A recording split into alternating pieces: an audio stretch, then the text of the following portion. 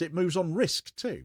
And Singapore is a small state with no illusions about what keeps it safe. It relies on stable shipping lanes, on predictable trade routes, consistent energy access, and the rules-based order it constantly champions because it has no realistic alternative. So in the region that sits on top of the Strait of Hormuz, one of the most vital energy corridors in the world, starts to escalate, Singapore paid attention. Iran, as we are talking about, of course, seized a tanker carrying cargo destined for Singapore, as it happens, to Talara, and subsequently let the ship and the crew go, minus the cargo that was heading Singapore's way.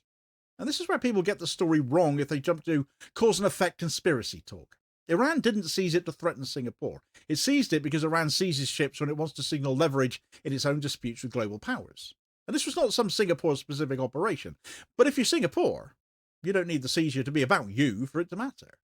What you saw was that Iran can unilaterally disrupt that flow of goods that Singapore depends on, and it can do it instantly. One move, one ship, cargo bound for you, stopped, taken, held, and you have no military capacity to respond, no leverage to retaliate, no route to force the release, and no influence over the geopolitical conditions that led to the event. That kind of disruption hits Singapore right at the heart of its strategic vulnerability. This is a city-state whose entire survival model depends on open seas and predictable flows. When that gets shaken, even indirectly, even just a little bit, becomes a live issue. And that's where the timing starts to line up here, because the seizure happens, the region heats up, and Singapore is suddenly aware that appearing too close to Israel, at a moment when Israel is facing global legal scrutiny and accusations of genocide, is a liability.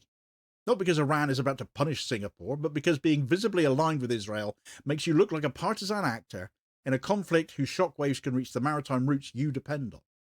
If Iran sees you as leaning too far into the Western Israeli axis, you become another soft target in a global standoff that is expanding far beyond Gaza.